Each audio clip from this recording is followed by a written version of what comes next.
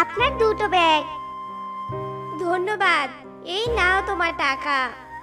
এরপর শালিক vanity bag নিয়ে সেখান থেকে চলে যায়। এরপর সুখী আসে ভ্যানিটি ব্যাগ কিনতে। এরপর সুখীও ভ্যানিটি ব্যাগ নিয়ে সেখান থেকে চলে যায়। এভাবেই একে একে টুনির সব ব্যাগ বিক্রি হয়ে যায়, শুধুমাত্র দুটো ব্যাগ পড়ে থাকে। এরপর এক মিষ্টিটি এসে বলে, দিদি, আপনার কাছে এই ব্যাগ দুটো ছাড়া আরো কি কোনো ব্যাগ আছে? দিদি, আজ সারা দিনে সব ব্যাগ বিক্রি হয়ে গিয়েছে, এখন শুধু এই দুটোই অবশিষ্ট আছে। তাহলে আমাকে এই লাল ব্যাগটা দিন তো। এই নিন দিদি। এরপর মিষ্টিটি টাকা দিয়ে ভ্যানিটি ব্যাগ নিয়ে সেখান থেকে চলে যায়। এইদিকে টুনি একা একা বসে ভাবতে থাকে, এই ব্যাগটার একটু চামড়া উঠে যাওয়াতে কেউই তো নিচ্ছে না। এটা বিক্রি হলেও তো কিছু টাকা বেশি পাওয়া যেত। টুনি এসব ভাবতে না ভাবতে সেখানে টুনটুন আসে। মা, মা, আমার স্কুল ব্যাগটা তো একদম ছিঁড়ে গেছে। তোমার এই ব্যাগটা তো বিক্রি হচ্ছে না, তাই না? তুমি আমাকে এই ভ্যানিটি ব্যাগটা দিবে মা? আচ্ছা নে মা, এমনিতেও যখন বিক্রি হচ্ছে না তখন তোর কাজে লাগলেও অনেকটা উপকার হবে। নে, তুই ব্যাগটা নে। সত্যি মা, তুমি এই পৃথিবীর সবথেকে ভালো মা। তুমি আমার অনেক ভালো মা। দাও, ব্যাগটা দাও তো, আমি স্কুলে চলে যাই। এরপর টুনটুন ব্যাগটা নিয়ে লাফাতে লাফাতে স্কুলে চলে যায়। এইদিকে টুনিও বাড়ির দিকে চলে যায় আর টোনার ছবি বের করে বলতে থাকে, টোনা, কেন তুমি আমাদের একা করে চলে গেলে বলো? আজ আমাকে কত কষ্ট করে সংসার চালাতে হচ্ছে জানো তুমি? তুমি বেঁচে থাকতে আমাকে কখনোই বাইরে কাজে যেতে দিতে না, আর আজ আমি রাস্তায় বসে ভ্যানিটি ব্যাগ বিক্রি করছি। এসব বলতে থাকে আর টনি অনেক কান্না করতে থাকে। হঠাৎ করে পেছন থেকে কে যেন ওকে ডেকে ওঠে। এরপর টুনি চমকে উঠে পেছনের দিকে তাকায়। এ কি টোনা, তুমি কোথা থেকে এলে? পাগলিদের মতো করে এত কাঁদছো কেন তুমি টুনি, বলো তো?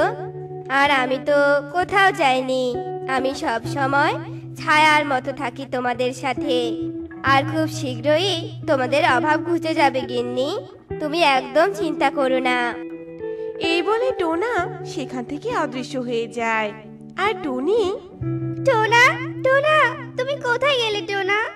এক্ষুনি তো তুমি এখানেই ছিলে। এসো না টোনা, আবার ফিরে এসো। টোনা, ও টোনা, ফিরে এসো না টোনা। এসব বলতে থাকে আর টুনি অনেক কাঁদতে থাকে। ওইদিকে টুনটুন স্কুলে গিয়ে ভাবতে থাকে, ইস, সবাই কত খাবার কিনে খাচ্ছে, আমার কাছে যদি আমার এই ব্যাগটা ভর্তি টাকা থাকতো তাহলে আমিও ওদের মতো খাবার কিনে খেতাম। আমার যে অনেক ক্ষুধা পেয়েছে। এই বলে টুনটুন ব্যাগের ভেতরে হাত দেয় আর হঠাৎ করে টুনটুনের হাত ভর্তি টাকা বেরিয়ে আসে। এ দেখে তো টুনটুন অনেক অবাক হয়। এ কি, আমার ব্যাগটা তো ফাঁকা ছিল, এখন এত টাকা কোথা থেকে এলো? আমার তো এখন অনেক ভালো লাগছে, আমি এখন অনেকগুলো খাবার কিনে খাবো আর মায়ের জন্য অনেকগুলো খাবার নিয়ে যাব, তাহলে মাও অনেক খুশি হবে।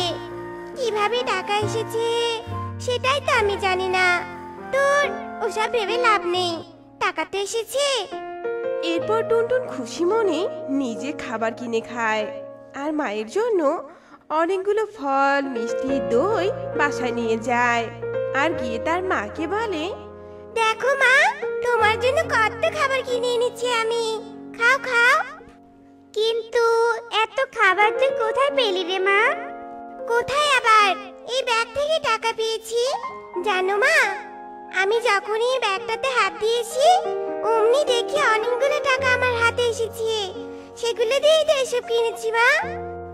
মেয়ের মুখে এসব কথা শুনে টুনি অনেকটা অবাক হয় আর তখনই তার টোনার কথা মনে পড়ে। তখন টুনি তার কল্পনায় চলে যায়। তোমার অভাব খুব শীঘ্রই ঘুচবে টুনি। টুনি যখন এসব কথা ভাবছিল তখনই টুনটুন টুনিকে ডাকতে থাকে। মা, ও মা, তুমি এত কি ভাবছো বলো তো? তুমি কি খুশি হওনি মা?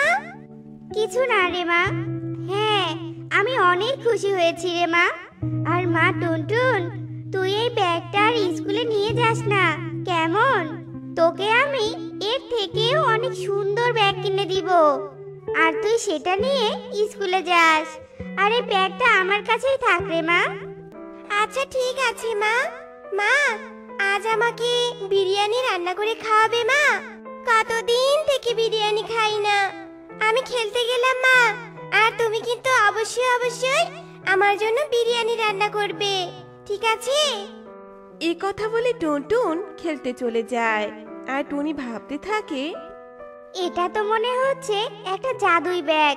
আমি ভালোই বুঝতে পেরেছি, কিন্তু এই ব্যাগের কাছে যা চাইবো, ব্যাগ কি আমাকে তাই দিবে? দেখি তো একটু চেষ্টা করে। ব্যাগ, আমার মেয়ে যে আমার কাছে বিরিয়ানি খেতে চেয়েছে, কিন্তু আমার কাছে যে বিরিয়ানি বানানোর মতো কোনো উপকরণই নেই। তুমি কি আমাকে বিরিয়ানি দিতে পারবে? এই বলে টুনি ভ্যানিটি ব্যাগের ভেতরে হাত দেয়, আর সেখান থেকে এক হাঁড়ি বিরিয়ানি বেরিয়ে আসে। এসব দেখে টুনি অনেক অবাক হয়ে যায়। এবার বুঝি ঈশ্বর আমার ভাগ্য খুলে দিয়েছে। এখন তাহলে আমাকে আর বাইরে গিয়ে রাস্তায় বসে বসে ভ্যানিটি ব্যাগ বিক্রি করতে হবে না। টুনি যখন এসব কথা ভাবছিল তখনই ভ্যানিটি ব্যাগটা কথা বলে ওঠে। আমি তোর মতো অসহায়দের সাহায্য করার জন্যই এসেছি। আমাকে সবাই সৎ কাজে ব্যবহার করতে পারবে, কিন্তু কেউ যদি আমাকে চুরি করে বা অসৎ কাজ করার চেষ্টা করে, তাহলে আমি তাকে আস্ত গিলে ফেলি। এ কি, তুমি একটা ভ্যানিটি ব্যাগ হয়ে কিভাবে কথা বলছো? তাহলে আমি তো সেদিন ঠিকই ভেবেছিলাম তুমি তো একটা জাদুই ব্যাগ। আচ্ছা ঠিক আছে ব্যাগ, তুমি যেমন বলছো তেমনই হবে। এরপর থেকে টুনির যখন যা প্রয়োজন হয় তখনই সে ভ্যানিটি ব্যাগের কাছ থেকে নিয়ে নেয়। এভাবেই টুনি গরিব থেকে আস্তে আস্তে ধনী হয়ে যায়, আর জঙ্গলের সব অসহায় পাখিদের সাহায্য করতে থাকে। এই সব কিছু কালু কাকের নজরে পড়ে। একদিন কালু কাক মনে মনে ভাবে, আচ্ছা, এত তাড়াতাড়ি টুনি বড়লোক কি করে হলো? আর সবাইকে দেখছি সাহায্য করছে। সবাইকে এভাবে কি করে সাহায্য করতে পারে টুনি? ব্যাপারটা তো আমাকে দেখতেই হচ্ছে, আর আজ রাতেই আমাকে ব্যাপারটা দেখতে হবে। এরপর কালু রাতের বেলায় টুনির ঘরের জানালার পাশে লুকিয়ে থাকে। তখনই টুনি ভ্যানিটি ব্যাগের কাছ থেকে রাতের খাবার নিচ্ছিল, আর সেটা কালু কাক দেখে ফেলে আর বলে, ও আচ্ছা, এটাই তাহলে আসল রহস্য। এটাকে তো তাহলে আমার চুরি করতেই হচ্ছে। এরপর রাতে যখন টুনটুন আর টুনি ঘুমাচ্ছিল তখন কালু সেই সুযোগে ভ্যানিটি ব্যাগটা চুরি করার জন্য ঘরে ঢোকে। আর যখনই কালু ভ্যানিটি ব্যাগে হাত দেয় তখনই ভ্যানিটি ব্যাগটা কালুকে আস্ত গিলে ফেলে। আর কালুর চিৎকার শুনে টুনি ঘুম থেকে জেগে ওঠে আর ভ্যানিটি ব্যাগকে জিজ্ঞেস করে, কি হয়েছে ভ্যানিটি ব্যাগ? কারো চিৎকার শুনলাম মনে হলো। তুমি ঠিকই শুনেছো। এরপর ভ্যানিটি ব্যাগ টুনিকে সব ঘটনা খুলে বলে। আর এসব ঘটনা শুনে টুনি বলে, ওকে তো তুমি ক্ষমা করেও দিতে পারতে, তাহলে গিলে খেলে কেন? কারণ ও প্রকৃত লোভী, তাই ওকে আমি গিলে ফেলেছি। তবে ভয় নেই, আমি তোদের কোনো ক্ষতি করব না। তোদের শুধু আমি সাহায্যই করব। এরপর থেকে ভ্যানিটি ব্যাগ সবাইকে সাহায্য করতে থাকে, আর যে লোভ করত তাকে সেই ভ্যানিটি ব্যাগ কালুর মতো আস্ত গিলে খেত। তো বন্ধুরা, আজ আমাদের গল্পটি তোমাদের কাছে কেমন লেগেছে তা কমেন্টে জানাতে ভুলো না কিন্তু।